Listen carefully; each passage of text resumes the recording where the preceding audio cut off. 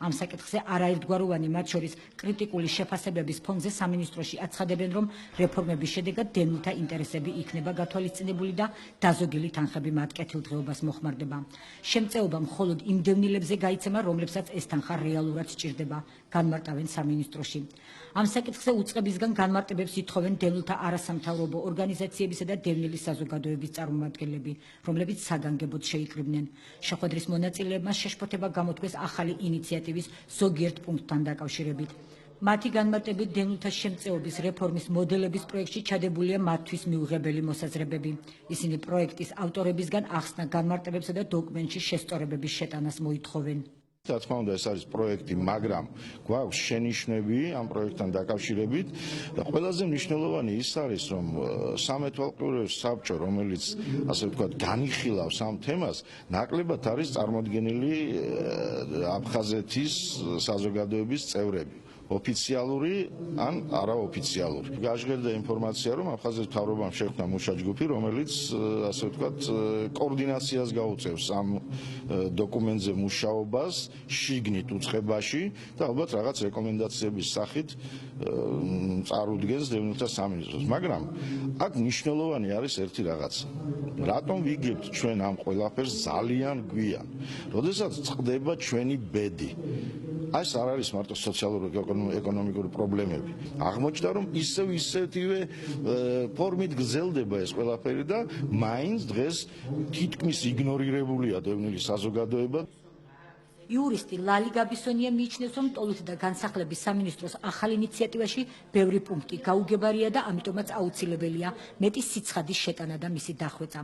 როცა წავიკითხე ეს კანონპროექტი და წავიკითხე ყურადღებით, აღმოჩნდა, რომ ალტერნატივები, რომელსაც თავაზობენ დევნილთა დახმარების შემდგომი რეფორმირებისთვის, ერთგვარი ბუნდოვანების შთაბეჭდილება დამიტოვამე ზოგიერთმა პუნქტმა და ალბათ საჭიროა, რომ ის უფრო მეტად დაიხვეწოს. ყველაზე მთავარი, დევნილი საზოგადოება უნდა გაეცნოს ალბათ ამ კანონპროექტს სამომავლოდ, ვიდრე ეს კანონპროექტი მართლა შევა პარლამენტში და რეალობად გადაიქცევა, მანამდე მას სერიოზული დახვეწა სჭირდება. ნუ იქ არის საუბარი იმაზე, რომ დაიწიოს იმ ზღვარმა 1250 ლარიანმა ზღვარმა და აქ ცოტა ბუნდოვანია ის ანალიზი, რომელიც მოცემულია და მეც ცხადეს საჭიროებს, რომ დეტალურად გაიწეროს ეს ყველაფერი, აბსოლუტურად ცხადი იყოს, რას მოველით მომავალში ამ დევნილთა დახმარებასთან დაკავშირებით.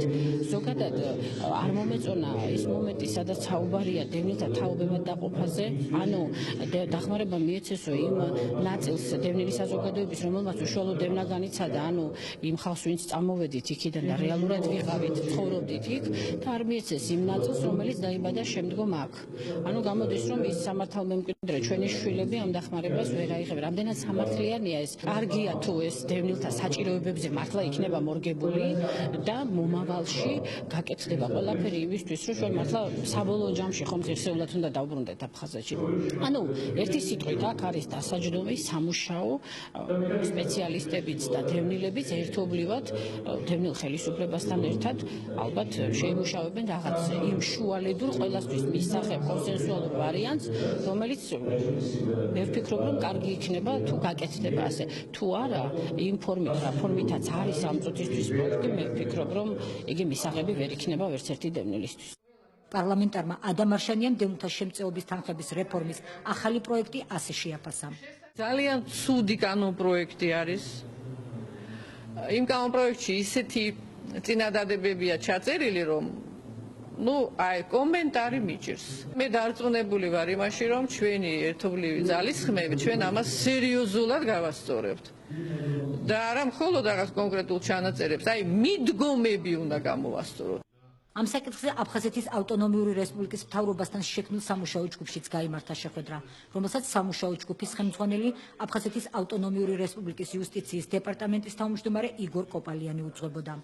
სხდომას ტოლით და განსახლების სამინისტროს დევნილთა მიმართ სახელმწიფო სტრატეგიის განხორციელების სამოქმედო გეგმის სამეთვალყურეო საბჭოს წევრი, აფხაზეთის ავტონომიური რესპუბლიკის დევნილთა საქმეების დეპარტამენტის თავმჯდომარე კოტე კუჭუხიძეც ესწრებოდა. როგორც სამუშაო ჯგუფის წევრები აცხადებენ დევნილთა საკითხებთან მიმართებაში რეფორმას არ ეწინააღმდეგებიან, მაგრამ ეს უნდა იყოს უმტკივნეულო დევნილებისთვის და არა ნაჩქარევი გადაწყვეტილება. ჩემთან არის უამრავი ზარი, ჩემთან მოდის უამრავი დევნილი და ჩვენი პირველი მოვალეობაა რომ ისინი საქმის კურსში ჩავაყენოთ, ამიტომ არ მიმაჩნია სწორად რომ ვიღაცა ცდილობს რომ ეს ინფორმაცია არ იყოს გავრცელებული. პირიქით მე მგონი თუ ვაკეთებთ ისეთ ნაბიჯებს, რომელიც ესე იგი როგორც აი ამ დოკუმენტში, უბრალოდ პროექტში და არა დოკუმენტში არის მითითებული, მიმაჩნია რომ საზოგადოება უნდა იყოს ინფორმირებული, მივიღოთ ინფორმაცია საზოგადოებიდან და შემდეგ გონივრულ ვადაში ვიმჟელოთ ამ ინფორმაციაზე და მივიღოთ ესეთი გადაწყვეტილება, რომელიც არ იქნება მტკივნეული დევნილი საზოგადოებისთვის.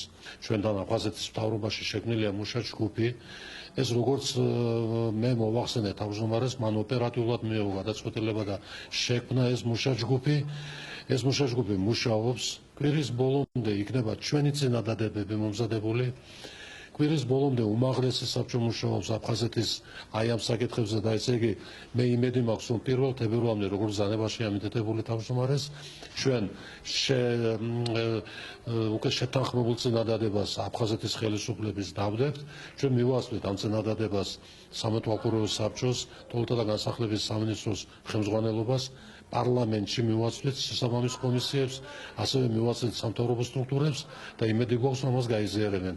პირადად ჩემი დამოკიდებულება ამ საკითხისადმი არის ასეთი, რომ რა თქმა უნდა რეფორმა გასატარებელია, მაგრამ არა ასეთ მოკლე ვადებში და არა ასეთი სიჩქარით.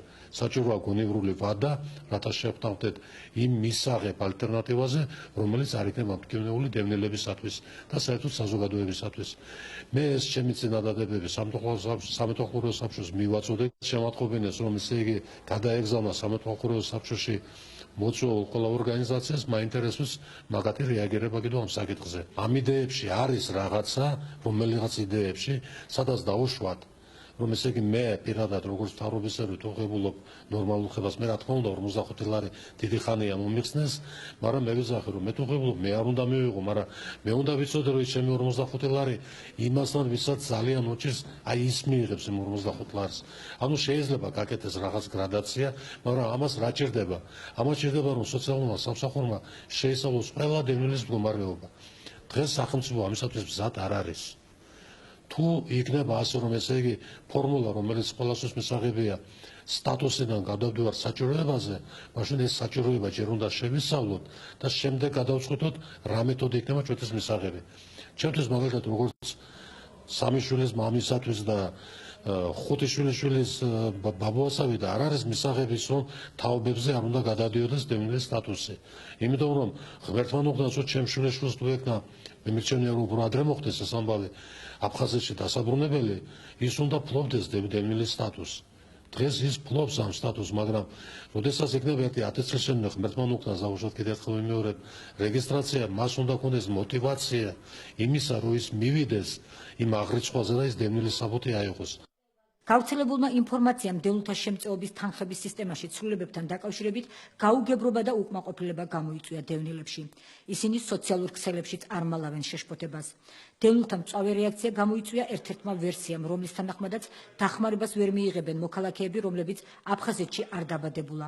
ამასთან დევნილების შემწეობის რეფორმის შესაბამისად არა მარტო 45 ლარიანი დახმარების, არამედ მათი სტატუსის მოხსნის საშიშროებასაც ხედავენ. განმარტებებისთვის ჩვენ მივმართეთ სოზარ სუბარის უწყებას. სამინისტროში ამ ინფორმაციას უარყოფენ, თუმცა ადასტურებენ, რომ მუშაობენ პროექტზე დევნილთა შემწეობის რეფორმების მოდელებზე. როგორც მინისტრის მოადგილე გრიგოლ გიორგაძე ამბობს, ამ ეტაპზე არ იგეგმება ყოველთვიური 45 ლარიანის შემწეობის მოხსნა, თუმცა განიხილება სხვადასხვა წინადადებები. საკითხის ესე დაასმა, რომ დევნილის შემწეობა მოიხსნება, ეს არის არასწორი ინფორმაცია აბსოლუტურად.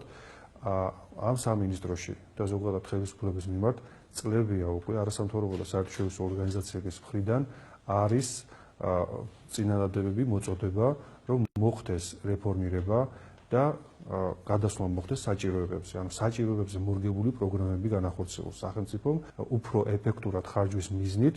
ჩვენ მუშაობთ ისეთ მოდელზე, როდესაც ადამიანები, ვინც საჭიროებენ შემწეობას, რა თქმა უნდა, შემწეობა მათ ექნება და რა თქმა უნდა, ყველა დაინტერესებულ პირთან მიმდინარეობს კონსულტაცია. ჯერ არ არსებობს რაიმე კონკრეტული გადაწყვეტილება, მაგრამ ეს გადაწყვეტილება, რა თქმა უნდა, იქნება ფართო დისკუსიის და მაქსიმალური ჩართულობის შედეგად მიღებული. იმ ადამიანებს, რომლისთვისაც შეიძლება 45 ლარი არ წარმოადგენდეს რაიმე გადაწყვეტ მნიშვნელობას, ამ თანხების, ანუ საბიუჯეტო თანხების ეფექტურად ხარჯვისათვის აკუმულირებული თანხები ყველა თეთრი აბსოლუტურად მიიმართება როგორც გრძელვადიანი განსახლებისთვის, ანუ ბინების მშენებლობისთვის, ასევე სხვა პროგრამებისთვის, რომელიც საარსებო წყაროების გაჩენას შეუწყობს ხელს. ინფორმაციას დევნილთა დახმარების სისტემის შესაძლო რეფორმირების შესახებ აფხაზეთის ავტონომიური რესპუბლიკის უმაღლესი საბჭოც გამოეხმაურა. უმაღლესი საბჭოს თავმჯდომარე გია გვაზავა თანამშრომლობისკენ მოუწოდებს დევნილთა განსახლების სამინისტროს და განმარტავს, რომ მსგავსი დოკუმენტების შემუშავებისას პოლიტიკურ მხარეს უნდა მიექცეს ყურადღება. ეს ჩემთვის ცოტა გაუგებარია, რომ 93 წლის შემდგომ დაბადებულ დევნილის სტატუსი არ ექნება თურმე ჩვენ შვილებს და შვილიშვილებს. მაშინ ვინ დაბრუნდება ამ აფხაზეთში? ამიტომ ეს ძალიან პოლიტიკური ნაბიჯის შემცველი ინფორმაციაა. ეს არ არის მარტო ფისკალურ რაღაც მომენტებზე აგებული. აქ აუცილებელია პოლიტიკური გათვლა, რასთან გვაქვს საქმე. სრულ ინტეგრაციასთან, ესე იგი არ ბრუნდებით, რა ხდება? იქ არ არის ლაპარაკი სტატუსის მოხსნაზე, როგორც ჩანს, მაგრამ ეს შემდგომი ნაბიჯია. მე ვფიქრობ, ძალიან დასაფიქრებელი საკითხია. მე მოუწოდებ დევნილთა სამინისტროს წარმომადგენლობას, რომ ჩვენთანაც კონსულტაციები იქონიონ და რაღაცაზე შევჯერდეთ. თავის დროზე, როდესაც შეიქმნა დევნილთა სტრატეგია, ჩვენ არ დაგვიძახეთ და ძალიან ბევრი შეცდომა გაიპარა. მაგრამ მე როცა ერთად დავიწყეთ მუშაობა, ბევრი გამოსწორდა და ეს სტრატეგია დღეს ისე თუ ასე საკმაოდ კარგად მუშაობს. ამიტომ ალბათ აუცილებელია ჩვენი სტრუქტურების დაძახება, ერთად მუშაობა. კი არის, თქვა წარმომადგენელი თეორიული კაცი, მაგრამ ეს ხო არის, მაინც ერთად უნდა გავიაროთ ყველაფერი. პოლიტიკური მხარე უნდა შეფასდეს. განმარტებები ტოლუსთა განსახლების მინისტრმა სპეციალურ ბრიფინგზე გააკეთა. როგორც სოზარ სუბარი ამბობს, 45 ლარიანი დახმარება შესაძლოა